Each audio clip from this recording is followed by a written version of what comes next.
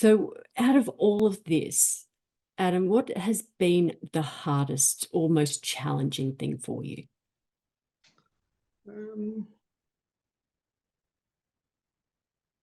One of the most challenging things has been the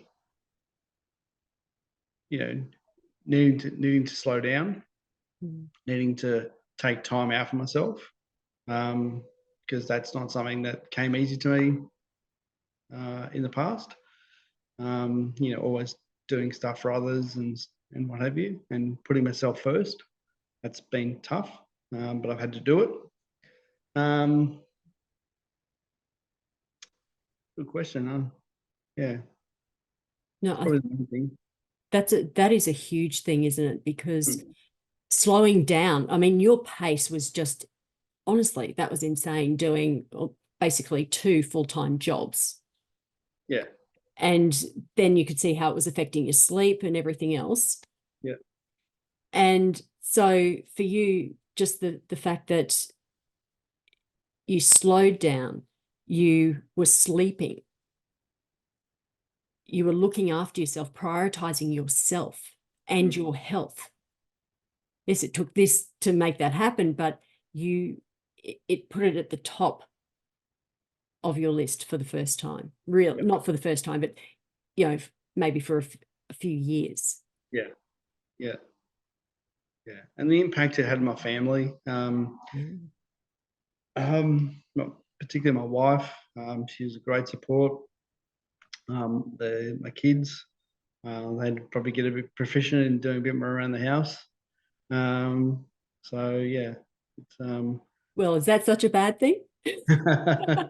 No, it's not.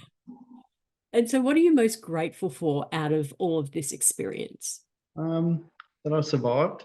The sitting down with the doctor said you're minutes away from having a potentially fatal heart attack, or I was probably grateful for being so young when I had the stroke.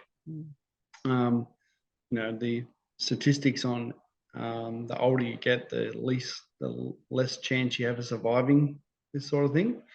That was something that wasn't lost on me.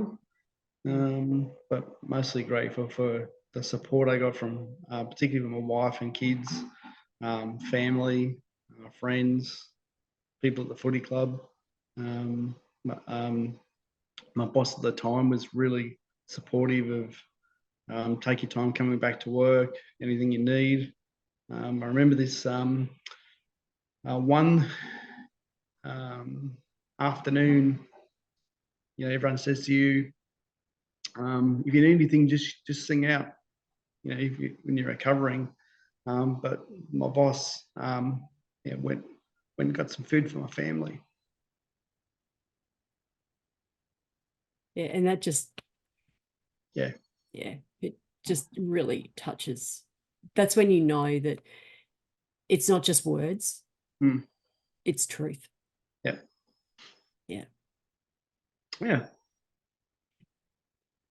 And so what else has changed in your life because of this?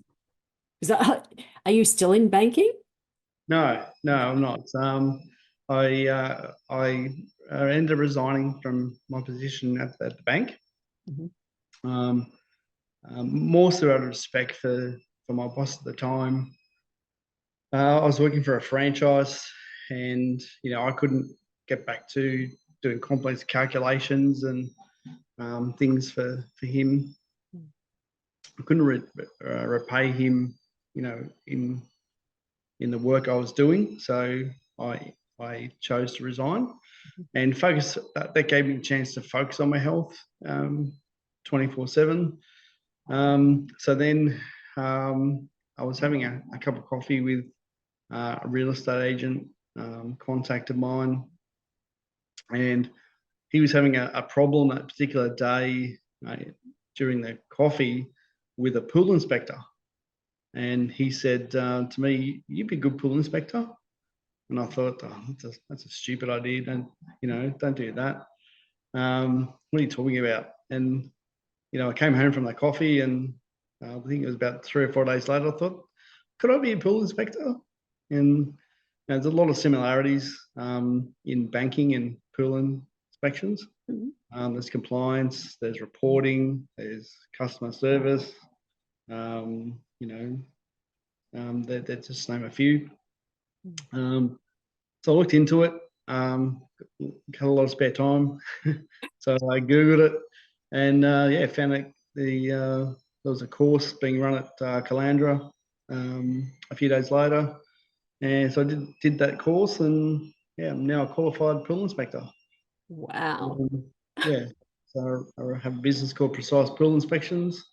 It's been going about 12 months.